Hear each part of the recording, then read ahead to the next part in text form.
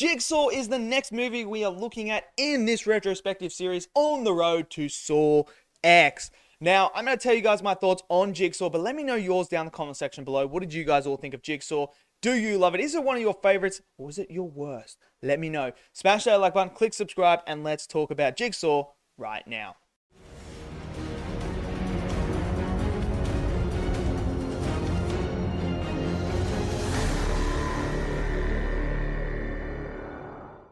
Okay, so when it comes to Jigsaw, good old Jigsaw that came out in 2017, I'm kind of a little bit like, I don't hate this movie, but I don't like it. And there's multiple reasons why that is. Now, as this is one of the newest ones that came out, this one takes technically 10 years after John Kramer's death. That is the time period when this takes. So it causes a lot of issues and a lot of problems that start to contradict other Saw movies that you kind of think to yourself, what? That doesn't make any sense. And that's the lying problem here in this whole entire movie, is that it doesn't work with all the other Saw movies. And I'll tell you why. Let's just get straight into it. It's the twist. The big twist of this movie is Logan is actually the accomplice and is the one doing this game right now. But here is the problem. So the game you actually see in Jigsaw is actually a game from 10 years ago that Logan was actually a part of. And that is the big twist, is he was a part of it. He's the first guy in the bucket hat that hits the saws. And Jigsaw, John Kramer, comes in and saves him. And then says, look, I'm going to give you life because you made an honest mistake. Because he was the one that swapped the labels over that caused John to not get his cancer removed early enough to be able to survive. So he goes, it's an honest mistake, you will survive. You know, you're going to be fine. And then starts to teach him and stuff like that. Which raises the big question. Where was Logan during the whole, 7 movies of Saw? If he was, his first one, his first accomplice, why did Dr. Gordon come in at number 7? Why did he say, Dr. Gordon, you are my greatest asset? No, wouldn't Logan be? Because Logan was the first one. Wouldn't you trust Logan? And, Logan is nowhere to be seen at all during any of the Saw movies. 0% chance he's there. It just doesn't make any sense. It really doesn't. You're sitting there to yourself okay, so is Logan gonna... What's going on here? Why doesn't he go to Logan to be like, yo, man, if anything happens to Jill... I need you to get off me. It makes 0 sense. I just don't understand that at all. Anyway, so that is one of the big issues I have. And by having it makes you seem like the game is going on right at this time when it's actually 10 years because bodies start showing up based on this game. And that's what Logan says. Logan says, I created a game that actually was very similar to that one, that all, continues on. It continues on, and he then takes those bodies and then presents them as if, that happened. So it's messy. It really is messy. There are some conveniences in here as well. Obviously, there's a trap that has, a spiral. It's like a spiral cone thing. And as the guy goes up and grabs the tape, if he takes... one step left. Just one step left. He does not get caught in this trap at all. Does not get caught. Because where he is standing is the exact right place for the rope to come through, wrap his legs up, and then string him up in the air to get ready to do this trap. Talk about convenience. Come on, man. So if he just took one step to the left, or even multiple steps to the left, he doesn't get in that trap at all, and it's useless. And it's okay, what's the point of it? So you have that, and in order for Logan to recreate this game, he would have to find people with very, very similar, background, and the same sort of stuff that they did. And it just doesn't make any sense because, so he just had the first 3 people. And somehow all 3 of them survived that first bit. Like, that's what I mean. It doesn't make any sense. So if he recreated it, he would have 5 people there because he would have to. But I just because then if you don't, and you have to have people act in the same way, so you'd have to have the people stab the girl with the 3 actual syringes as well. So he's trying to recreate this game exactly the same with the same motives. These people are going to act the exact same. It doesn't work like that. No 2 people are the exact same with motivation, with the way that they would react, or anything like that. So that's all messy as well. As for Logan himself, man, it's not a very interesting character, and I just don't like the twist at all. And like the way that it's done is like this is the dumb part. The cop, when they're strung up in that trap with the actual most powerful lasers in the whole entire world, you have that wrapped around your neck, right? The cop watches him get the lasers through him, and blood just comes out, and then his head's completely fine. Like, bro, come on, man. You know, if a laser's going through, you're gonna see the lines of the lasers, man. You're gonna see his head get cut completely open.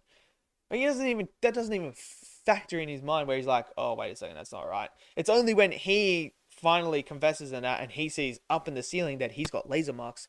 Logan doesn't have laser marks. And then that's when you get the big twist, like Logan comes up, yeah, I wanted to see if I was as good as him. And then presses the button, cuts old mate's head up. I mean, it's pretty gross and it's pretty cool, but it's like alien-like. Cuts it and it just flaps everywhere, and you can... Yeah, so you have that. Then you obviously have the other traps in here. Let's talk about the other traps. Let's talk about the other traps. The first trap, where you got to give blood to exit out of this saw. So you got a wall full of saws. You got a metal head on, and you now have chained, and the chain's pulling you closer. They figure out, if we just give a little bit of blood and you get through. So they do that. I mean, it's pretty generic, basic trap. Nothing too serious about it.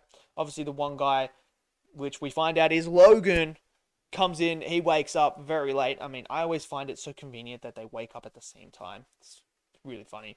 But he doesn't wake up for a while, and then he finally does, and he hits the actual wall and gets cut up in his back.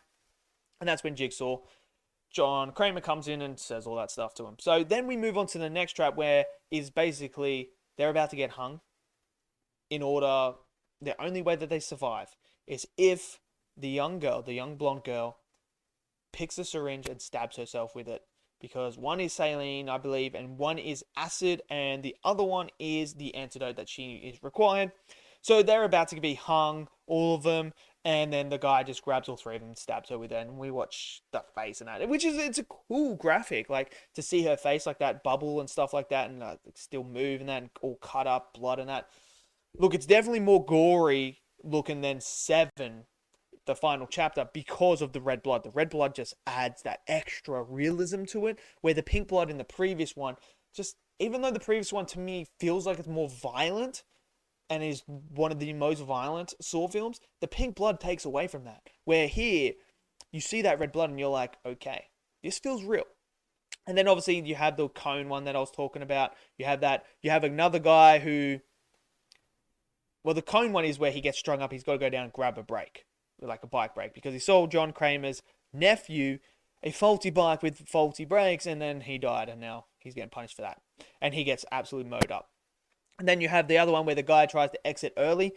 He gets his foot into the wires. Like, again, convenience that he stood on that particular board at that exact time, and it snapped at the exact moment, and he went in and got caught. I mean, convenience, but okay, whatever. It is what it is. And now they all go into the actual silo itself, and it gets shut, and now he's got to pull the lever to free them. But he might cost him something. So as the grain and all that's coming down in there, again, I don't know why they don't just get on top of the grain. It's quite easy because it's like dense. It'd become like dirt where you could get on top of it. Like, come on, people. Get on top of that. Like, it's pretty easy. They're just sitting there like letting it, oh yeah, I'm going to be buried alive. And then we have knives and stuff go down. But so he pulls the lever, cuts his leg off. It's pretty brutal. It's insane. And it's great. That's what we come to see Saw movies for. So you have all that happening as well. Then we get into the final trap, which is where 2 of them, the girl that survived and the guy with the one leg, They're trapped in there. We see John Kramer, and this is like the whole idea of you trying to believe John Kramer's alive again, which it's been 10 years. None of us believed John Kramer was alive at all. If he was coming back alive, ugh, man, we'd be traveling into some sci-fi crazy nonsense stuff that doesn't work with this realism. So not for 1 second did I believe John Kramer was ever alive in this movie. I knew that was going to be an accomplice, which is Logan, we end up finding out. But anyway, we see John Kramer there, and he knew the girl that was the neighbor, and we find out how horrible of a person she really is. She killed her baby, and then put it in the bed and said that her husband rolled over and suffocated it. So he gets put off to jail. That's some pretty crazy stuff, and you know, most of these people, no one likes these people. Like, they're like the worst of the worst. Like, they're murderers and stuff like that blame other people for their problems and that. So you don't care. Anyway, so this is probably my favorite part, is when John says to them, this is the key to your future. And he's got the shotgun shell there, and he puts it in the shotgun. It's literally, like, that's what I love about him. He literally says, this is the key to your future. And that's literally keys in there. And we find out that when she goes to shoot him, and the guy says, wait a second, it's going to come back at you. And she shoots, and it does. It comes back out of the shotgun the other way and blows her face up. Again, it looks gruesome, which is great. That's what we come to see Saw for. And then that's where he finds out that the keys were in there. Her key's fine. His key, completely and utterly snapped in half. So he's stuck there, and they die there. And that's when we see Logan bring those bodies in. And then obviously the cop dies, and it's just like, yeah. Jigsaw's a mess. It really is a mess. But I tell you what, I feel like the horror elements here with like the actual effects, the practical effects and stuff like that, with the red blood, you know, I can get past that and how violent it is. That's what I come to watch Jigsaw for. The story and plot itself makes zero sense, and it doesn't work with the other Saw movies. Like, just having Logan as the twist does not work. But it is what it is. Overall, I think it's better than the previous one. I do like it more than 7, but I